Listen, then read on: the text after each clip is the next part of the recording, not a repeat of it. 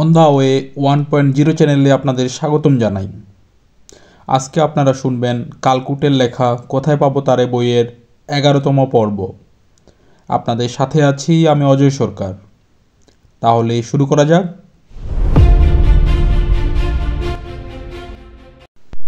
ভেবেছিলাম বিল্বমঙ্গল অনন্তপাল দরজা খুলে তার দাদার বাপের বেটা প্রমাণ করেই চলে যাবে, কিন্তু উপহারের ডালি যখন দাওয়ায় এসে পড়ল অনন্ত থমকে দাঁড়ালো। দেখো, অনাদির এত করে দরজা খোলানো কেচে যায় বুঝি। অনন্ত আবার বন্ধ দরজায় ঝাঁপ দিয়ে না পড়ে। সে পালা শুরুর আগে এবার সরে পড়াই উচিত। ভিড় করে যারা এসেছিল থমকানো ভাব তাদের চোখে মুখেও। একবার নজর অনন্তর দিকে, আবার উপহারের ডালির দিকে। সেই মুহূর্তে অনাদির দলের একজন ফরন দেয়, দেখ অনন্ত, হাটের মেয়ে মানুষের ফরফরানি দেখ, মুখের উপর বেইজ্জত করে। ফিরে যেতে গিয়ে কথাটা কানে বেসুরো লাগে। তার থেকে বেসুরো ভঙ্গি দেখি বিল্বমঙ্গলের ভাবে। দেখি তার বুক চিতিয়ে ওঠে, আগুন চোখে মুখে। এ যে সত্যি সত্যি মানির মানে লেগেছে। তারপরেই শোনো প্রেমিকের দাওয়া কাঁপানো হাঁক। কি এত বড় অস্পর্ধা, মুখের উপর জিনিস ফেলে দিলে, আবার তাড়িয়ে দেওয়া হচ্ছে?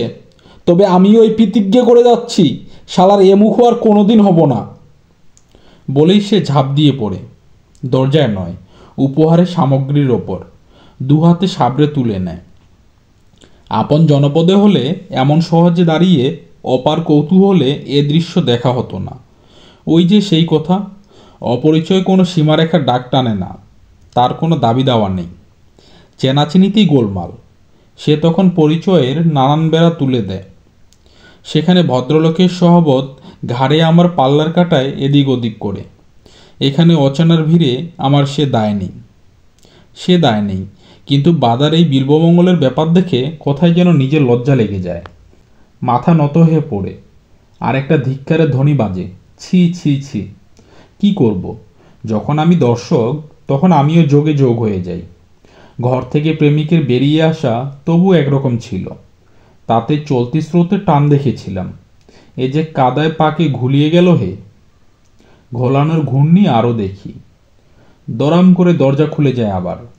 দুলি ফুঁসে ওঠে, হ্যাঁ, এ প্রতিজ্ঞাখানি মনে রেখো, আর এ মুখো হয় না। কথা শেষের আগেই দ্বিগুণ শব্দে আবার দরজা বন্ধ। কিন্তু এবার আর সন্দেহ সংশয় নেই। দুলির খরচোখে গাঙ্গের ধারা, বাসি কাজল ধুয়ে যায়। হব না বারবার 3 বার এই প্রতিজ্ঞে আবার ঢোল শহরত করে প্রেমিক। বুকের ওপর যাবৎ উপহার তুলে নিয়ে দাওয়া থেকে হাঁটা ধরে। তার সঙ্গে সঙ্গে কয়েকজন কে যেন ছুঁড়ে দেয়, হ্যাঁ, ঘরের দ্রব্যই ঘরে নিয়ে যাও, কাজ দেবে। এমন পল্লীতে দাঁড়িয়ে এমন মজা আর দেখিনি। কিন্তু মজার তালে তাল লাগে না, যেন দোল লাগে না তেমন। মনের যেখানে লজ্জা লেগেছিল, ধিক্কার হেনেছিল, সেখানটা সহসা উদাস হয়ে যায়। বুকের কাছে নিঃশ্বাস দীর্ঘতর, ভারী লাগে। আলোর বৃত্তে অন্ধকার ঘনিয়ে আসে। ঝমক ঝমক তালে যেমন আচমকা তারের যন্ত্রে ছড়ের লম্বা টান পড়ে যায়, চোখের সামনে ভেসে থাকে কেবল বাসি কাজল ধোয়া দুটো গাং চলকানো চোখ। গাজী বলে ওঠে, একে বলে মরণ। চোখ ফিরিয়ে দেখি, গাজীর লাল ছোপানো দাঁত দেখা যায়, কিন্তু তার ইছামতি আরশি চোখে ছায়া, সেই যে পাজি পাজি ঝিকিমিকি তা নেই। আমার দিকে ফিরে বলে, বুঝলেন না বাবু, একে বলে মরণ। সেই যে মুর্শেদ বলে না, কল্লি কল্লি সবই কল্লি, আমরণ মল্লি কবে জানলি না, এ সেই রকম। আশেপাশে সবাই তখন দুলি অনন্ত কাহিনীতে আপন বয়ান জুটতে ব্যস্ত। কেউ তার কথা শোনে না। জিজ্ঞেস করি, কার মরণ? যে মরেছে তার। বলতে বলতে আবার গাজীর চোখের আরশি ঝিকমিকিয়ে ওঠে। দেখো, ছায়ার ছও নেই। বলে, মরণ বুঝেন তো বাবু, তোমালের ডালে ঝুলে থাকবার জন্য যেমন একজন মরতে চেয়েছিল, সেই রকম জ্যান্ত মোরা যাকে বলে। ভানুসিংহের পদাবলিতে পড়েছিলাম, মরণ রে তুহু মম শ্যাম সমান। সে মরণের সুখ আছে না দুঃখ আছে, সে চেতন আমার নেই। তবে গাজীর কথায় মরণ যদি ঘটে থাকে, তবে হাটের মেয়ে দুলির ঘটেছে। নইলে হাটের মাঝে যে মেয়ে আপনাকে হাট করে খুলে বসেছে সে তো নগদ বিদায়ের আশায়। মজুরি বলো উপহার বলো সব কেন সে ছুঁড়ে ফেলে দেয়। সে যে নিয়মে অনিয়মে তাল বাজে, বুকে যে ডঙ্কা মেরে ফনা তুলে পা ঝুলিয়ে বসে থাকে দাওয়ায়, দরজা খুলতে তার কেন বুকের খিল খুলে যায়, তার কেন ফনা নেমে যায়, মুখে ছায়া নামে, বুকের মেঘ গলে গলে পড়ে চোখের দরিয়ায়। কোন জ্বালাতে সে গিয়ে মুখ ঢাকে অন্ধকারে, একে কি 12 বাসরের চাল বলে? সমাজ আছে অনাদি অনন্তে। মনকে বলি, আমাকে তুমি এইক্ষণে সামাজিক হতে বলো না। দুলির পরাজয়ের মাঝখানে যে মন বিরাজ করে চোখের জল পড়ে তার শরিক করো। আজ আমার সেই মনেতে বসো, সেই মনেতে ভাসি। নিরুদ্দেশের অবুজ ফেরায় আজ আমার এইটুকু পাওনা। যে পথে চলেছিলাম সেই পথেই চলতে চলতে বলি, মরণ যদি হয়ে থাকে তবু তো মেয়েটারই। গাজী ঘাড় ঝাঁকিয়ে হেসে বলে, কেন বাবু, অনন্তপাল জ্যান্ত নাকি? রীতিমতো বিরক্ত হয়ে বলি, তাই তো মনে করি। কোন মুখে সে ঝগড়া করে, তাতেই তো সব ঘোলা করলে। একটু চেতন মেনে নিজের কথা নিজে শুনলে অবাক না হয়ে উপায় ছিল না। মানি ভদ্রলোক, সে কিনা দুলি অনন্ত নিয়ে কথা বলে, তাও একটা পথের ফকিরের সঙ্গে। গাজীর আমার সেসব ভাবনা নেই।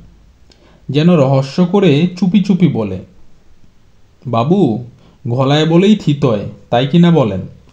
কথার স্রোত যেন বাঁকা, তাতে ডুব দিতে না পারে অবাক হয়ে তাকাই। গাজী হেসে বলে, ওই যে তখন বললাম আপনাকে, পরে সব বলবো। বাবু, এই দাওয়াতে কত ফেলাফেলি সরাসরি কসম খাওয়া খাই দেখলাম, সব বিড়ালের আড়াই পা, বুঝলেন না? পুরনো কিস্সা বাবু, পুরনো কিস্সা, গঞ্জের তাবৎ লোকে জানে।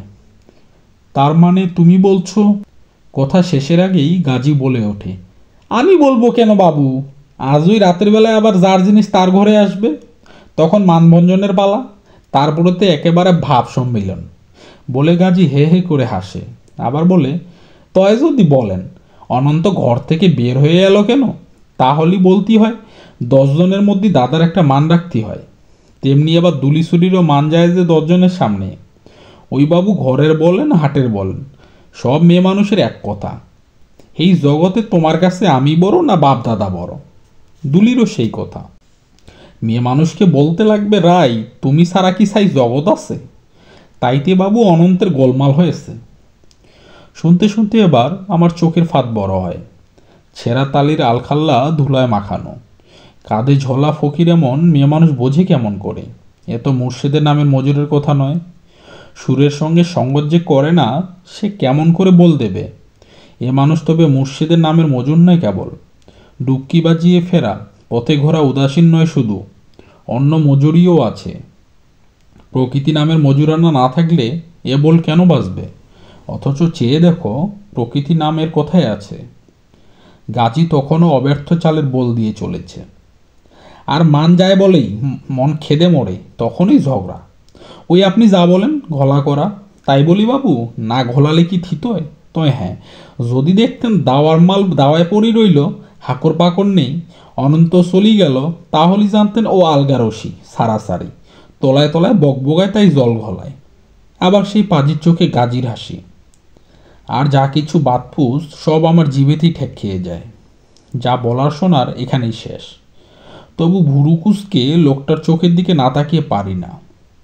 এ দেখছি রসদরিয়ার পাকা মাঝি। এমনি চেয়ে দেখো দরিয়ায় কোথায় আছে ঘূর্ণি, তোমার চোখে পড়বে না। চিনিয়ে দেবে পাকা মাঝি, দেখিয়ে দেবে উতরে যাওয়া, এ যেন সে গোত্র। আমার মনের যেখানে ছিল লজ্জা, ধিক্কারের ছিছি ধ্বনি, সেই নির্লজ্জতাতেও পীড়িতি মন্থিত। যখন তুমি সহজ বোঝো তখন সে উল্টা। প্রেম নামে নদী, সে চলে অদেখায়, তাকে দেখে তরি বাইবে সে কাণ্ডারি নেই। যে আছে অদেখায়, তাই দেখে চলাই এ মাঝির দায়। কিন্তু অবাক লাগে, এ গাজীতে সেই মাঝি কোথায়? এই আলখাল্লার ভাজে ভাজে চাপা আছে নাকি? আমার দৃষ্টি দেখে তার একটু মন কুকড়ে যায় বুঝি। হাত জোর করে বলে, রাগ করবেন না বাবু, এসব অসাল কুসাল দেখতে হলো আপনাকে। রাগ করিনি। এ কথাটা জানাবার আগেই আবার সেই হারমোনিয়ামের সরু সুরের বেসুরো চিৎকার, তার সঙ্গে কাসর গলা, এবার একেবারে সামনেই। গাজী নিজের পায়ে ব্যাগ দিয়ে বলে, আসেন আসেন। বহুরূপী বটে। এতক্ষণে গাজী বাবুর কাছে লজ্জা পাবার অবকাশ পায়, তাই তাড়াতাড়ি এ হাট থেকে সরিয়ে নিয়ে যায়। একটু এগিয়েই আবার বায়ে বাঁক ফেরে সে, ফিরতে নতুন দিগন্ত। সারি সারি খাবারের দোকান, যাকে বলে মন্ডা মেঠাই, খাজা গোজা, এ তাই। এই দূরের হাট বলে অচ্ছেদ্য করা চলবে না।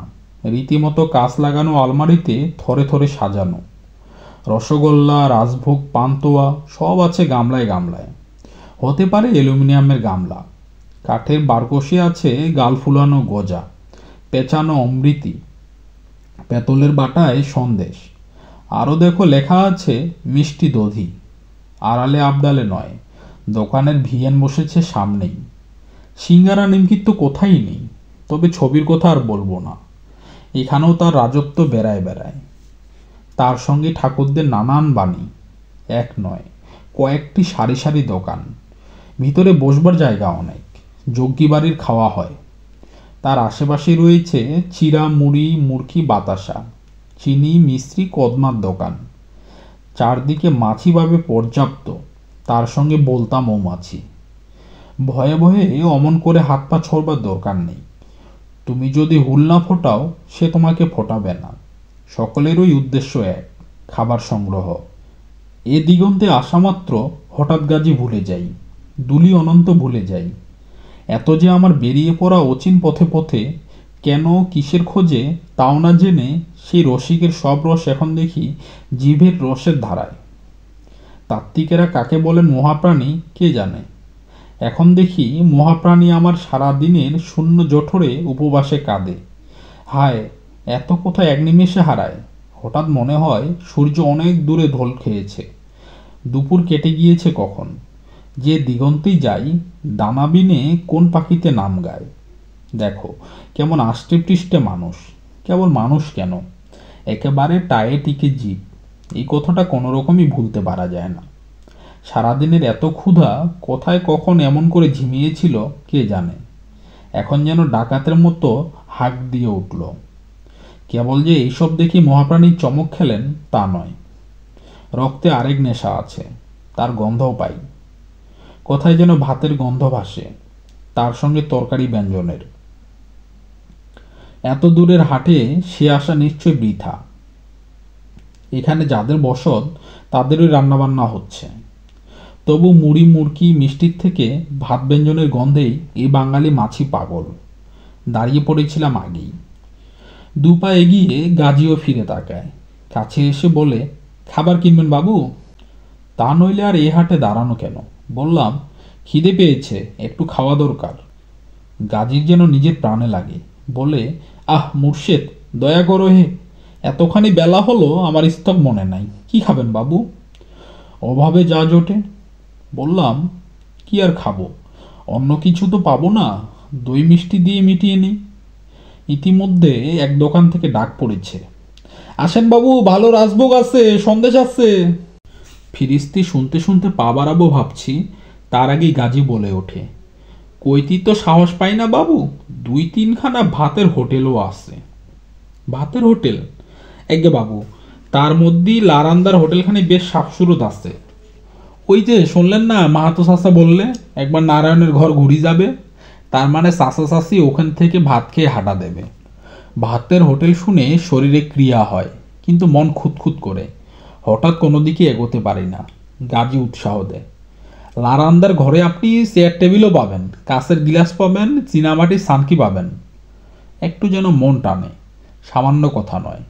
এ দূরের হাটে চেয়ার টেবিলে বসে ডিশে বেড়ে ভাত খাওয়া, দেখতে দোষ কি? বললাম, চলো দেখি। চলো বলে চলা নয়। সামনের দুটো ঘরের মাঝখানে সরু ফালি দিয়ে ঢুকেই দেখি সামনে দরমার বেড়ার গায়ে আলকাতরা দিয়ে বড় বড় হরফে লেখা, শ্রী শ্রী কৃষ্ণ হিন্দু হোটেল। আর কিছু লেখা নেই। মাটির দাওয়া পেরিয়ে ঘর। ঘরের ভিতর কোনো জনপ্রাণীর কায়া তো দূর, ছায়াও দেখি না। চেয়ার টেবিলের কোনো চিহ্ন চোখে পড়ে না। তবে কোথায় যেন ছ্যাক ছ্যাক শব্দ হয়, তার সঙ্গে মানুষের গলা। গাজীর দিকে ফিরে তাকাই, তার নজর অন্যদিকে। সে কদম কদম এগিয়ে যায়, শ্রী শ্রীকৃষ্ণ হিন্দু হোটেল পেরিয়ে। এবার দেখো, দরমার বেড়ার গায়ে নয়, যথার্থ কাঠের তক্তা গোলপাতার চালার মাথায় ঝোলানো। তাতে লাল রং দিয়ে লেখা আছে মহামায়া হিন্দু হোটেল, নিচে স্থানের নাম। তবে দরমার বেড়া এখানেও, এবং তা একেবারে ফাঁকা নয়। রীতিমতো ডাক দিয়ে বলা হয়েছে, আসুন সর্বপ্রকার আহার পাইবেন। আরও যেন কী সব লেখা ছিল। তার ডাক আছে, অক্ষরের অবয়বগুলো আর অটুট নেই, কালের থাবায় খুঁটে নিয়েছে। নাকি দরমা বেড়া আলকাতরা ধরে রাখতে পারেনি তা বোঝার উপায় নেই। সেখানে গিয়ে দাঁড়াতে না দাঁড়াতে ডাক শোনা গেল, গাজী যে খেতে এলে নাকি? তাকিয়ে দেখি ঘরের মধ্যে বেড়া ঘেঁষে মাহাতো খুড়ো কাঁচা মাটির মেঝেই বসে, সামনে তার কলাই করা থালায় গরম ভাতের ধোয়া উঠছে। তার সামনে মুখোমুখি আরেকজন উটকো হয়ে বসে কথা বলছে। খালি গা, রোগা রোগা লোকটা, গলায় একগাছা পৈতা, 2 আঙ্গুলের ফাঁকে বিড়ি। পৈতা গাছার রং দেখে একখানি কেঁচো ভাববার কোনো কারণ নেই। চান করার সময় মাজা ঘষা না হয় তা নয়, তবে নিত্যকার তেলে জ্বলে একটা রং ধরেছে। মাহাতোর কোথায় সেও ফিরে তাকায়। গাজী বলে, বাবুকে একটু খাওয়াতে নিয়ে এলাম। খুড়োর নজর তখন বাবুর দিকে, নিজেই ডাকে, আসেন না, ঘরে আসেন, ডাল ভাত ট্যাংরা মাছের ঝোল পাবেন। আর আর যেন কি আছে বললে নারায়ণ? সামনের ব্যক্তিটি আদুর গায়ে পৈতাতে যার পরিচয়, বিড়িতে দুটি টান দিয়ে মোটা গলায় জবাব দেয়, কুচো চিংড়ির অম্বল।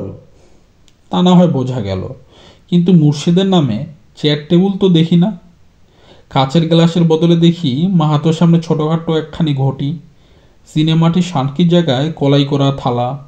এ পোড়া চোখে যদি ছানি না পড়ে থাকে, তবে খানে খানে কলাই উঠে যাওয়া কারুকার্য অব্যর্থ দেখেছি। তুমি দেখো চোখে চোখে, গাজী দেখে মনে মনে। সে বলে, ঘরে চলেন বাবু, চেয়ার টেবিল সব আছে ওপাশে, মস্ত বড় ঘর কি না। ভাবি আগে যাবে গাজী, পিছে আমি, কিন্তু গাজী এগোয় না। এসেছি যখন দেখে যাই। মহাপ্রাণীকে চোখ ঠারব না। গরম ভাত ট্যাংরা মাছের ঝাল শুনে তার 8 পৌর বাংলা স্বাদে রস কাটে। তবে কোথায় যেন পিস্টান ফিরিয়ে নিতে চায়। গাজীকে বলি, চলো। গাজী হেসে বলে, আমি তো যেতে পারবো না বাবু, হিঁদুর হোটেল, আপনি যান, আমি ওই দরজার সামনে গিয়ে দাঁড়াই। বলেই সে আরও কয়েক পা এগিয়ে যায়। লক্ষ্য পড়ে আরেকটা দরজা আছে ঢোকবার। কিন্তু গাজীর কোথায় মনের অন্য চমক ভাঙে। গাজী যে মুসলমান তা মনে ছিল না। তোমাদের নগরে বন্দরে ঘরে পান্থশালায় যে ব্যবস্থা সে ব্যবস্থা, সেখানে বাবুর্চিতে জাত যায় না। তোমার জিভের রস খোসানো খানা বানায় খান সাহেব, জাত দূরের কথা, তুমি খেয়ে কৃতার্থ। আর এখানে গাজী তোমার দাওয়ায় পা দিলেই ধর্ম রসাতল। এবার নারায়ণ ঠাকুর স্বয়ং দাঁড়িয়ে আপ্যায়ন করে, আসেন বাবু, ভিতরে আসেন। দাওয়া পেরিয়ে ঘরে ঢুকতে গিয়ে থমকে দাঁড়াই। কি সর্বনাশ! আমার বুক ধরা সে যায়। পায়ের কাছে কালো চকচকে এটা কি এঁকে বেঁকে যায়। সাপ মনে করে পেছুতে যাই। নারায়ণ ঠাকুর হেসে ভরসা দেয়, ভয় পাবেন না বাবু, ওগুলোন পিঁপড়ে। পিঁপড়ে? আগে ডেও পিঁপড়ে, আপনাকে কিছু বলবে না, যান ওখানে চেয়ারে যেয়ে জুত করে বসেন। এমন কিছু উমদা বাঙালির অহংকার নেই যে ডেও পিঁপড়ে চিনি না। তা বলে এরকম কোথায় কোন অন্ধকার কোণ থেকে যে এমন পুষ্ট কালো পিঁপড়ের শাড়ি বেরিয়ে আসছে ঠাহর করতে পারে না। কেবল দেখছি কাঁচা মেঝের ওপর দিয়ে গুটি কয়ে বাঁকা লম্বা দাগে উনি এক গর্তের মধ্যে নিরন্তর চলেছেন। চওড়া কম করে 1.25 ইঞ্চি, পাশাপাশি 3-4 জন করে লাইন দিয়েছে। নারায়ণ ঠাকুর আবার ডাকে, আসেন এই যে এইদিকে। পিঁপড়ের গণ্ডি পার হয়ে নির্দিষ্ট লক্ষ্যে তাকিয়ে দেখি, হ্যাঁ যথার্থই চেয়ার টেবিল, তবে রূপের ব্যাখ্যা চেয়েও না। কিন্তু চেয়ার টেবিলের ওপাশে ভুঁয়ে কে বসে, চিনি চিনি যেন। ভাবতে ভাবতেই মাহাতো খুড়ি তাড়াতাড়ি ঘোমটার আড়াল দেয়। আহ ছি ছি, বিড়িতে লাজ নেই, তা বলে ভাতের গড়াস পরপুরুষের সামনে তোলা যায়? আজকের মতো এই পর্যন্তই। খুব শীঘ্রই ফিরব কোথায় পাবো তারের অন্য পর্ব নিয়ে। ভালো থাকবেন, নমস্কার।